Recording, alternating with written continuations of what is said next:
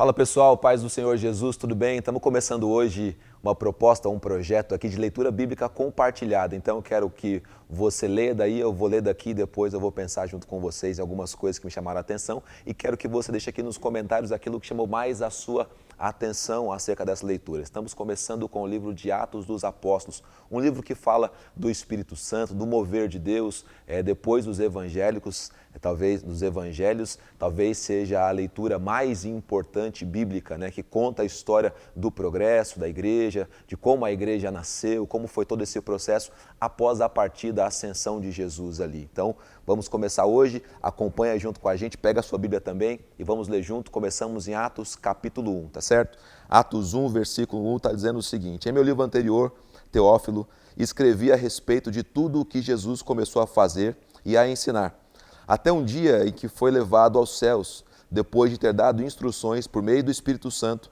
aos apóstolos que havia escolhido. Depois do sofrimento, Jesus apresentou-se a eles e deu-lhes muitas provas indiscutíveis de que estava vivo.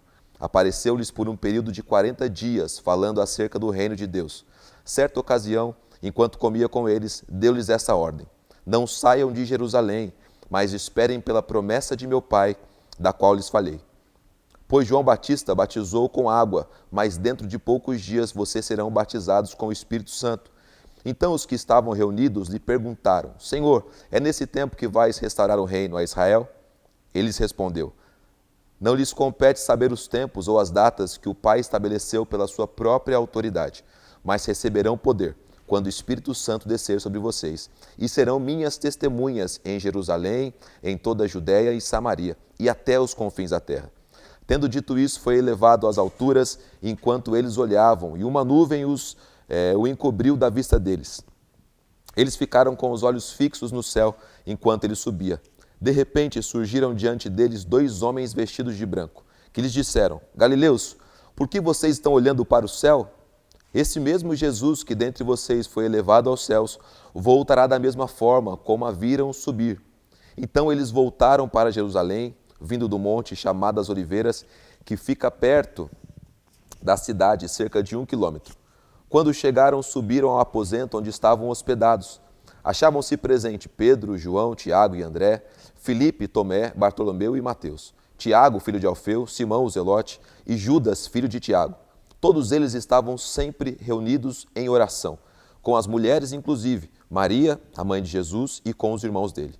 Naqueles dias, Pedro levantou-se entre os irmãos, um grupo de cerca de 120 pessoas, e disse: Irmãos, era necessário que se cumprisse a Escritura, que o Espírito Santo predisse por boca de Davi a respeito de Judas, que serviu de guia aos que prenderam Jesus. Ele foi contado como um dos nossos e teve participação nesse ministério. Com a recompensa que recebeu pelo seu pecado, Judas comprou um campo. Ali caiu de cabeça, seu corpo partiu-se ao meio e as suas vísceras se derramaram.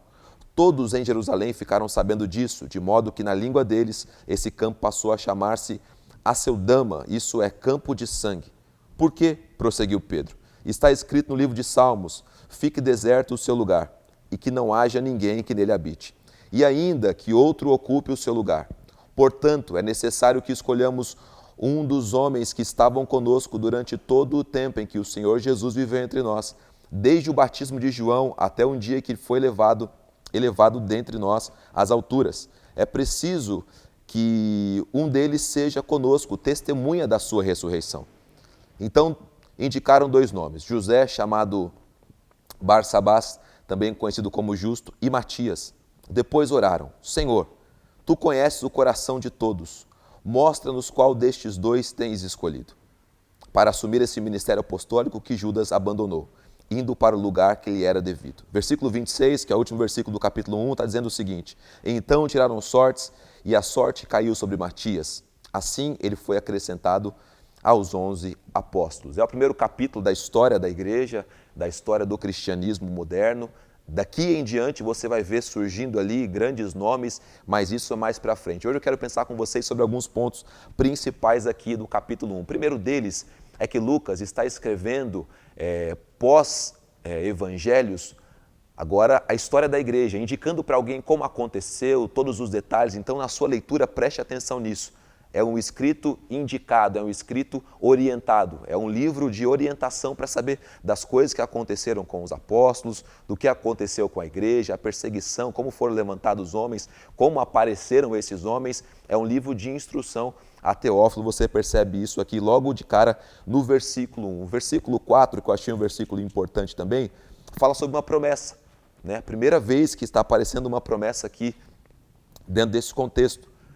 A promessa é para que eles fiquem até que sejam do alto revestidos, sejam do alto tomados pelo poder do Espírito Santo. E aqui me mostra uma coisa muito clara para nós. Nós não podemos antecipar as promessas de Deus, nós temos que esperar até que a promessa se cumpra. Esse é o plano de Deus. Se você atrasa a promessa, ela é como uma fruta, ela se estraga. Se você antecipa a promessa, ela é como uma fruta verde, não é o tempo ainda. Existe o tempo certo para as promessas de Deus se cumprirem na nossa vida, no nosso ministério, para o nosso chamado, para tudo que Deus tem, há um tempo certo e uma hora certa. E a hora do cumprimento da promessa, e você precisa guardar sempre isso no lugar certo e na situação certa. A terceira situação que eu percebo aqui nesse texto de Atos 1 está no versículo 8. Está no versículo 8, o versículo 8 está dizendo o seguinte: mas receberão poder quando o Espírito Santo descer sobre vocês. E serão minhas testemunhas em Jerusalém, em toda a Judéia e Samaria e até os confins da terra. Receber o poder de Deus, a pergunta é essa: para que você tem desejado receber o poder de Deus? Ele não é à toa, ele não é para nós fazermos malabarismos, não é para a gente se aparecer, não é para a gente se apresentar numa igreja, num culto ou para alguém, não é para o nosso bel prazer. Segundo o texto sagrado, todas as pessoas que estão revestidas do poder, elas estão revestidas com um propósito, com uma missão, com algo que o Espírito Santo quer fazer através dela. No caso aqui do texto de Atos 1, versículo 8, é para que eles sejam testemunhas. Eu acredito que isso segue para os nossos dias.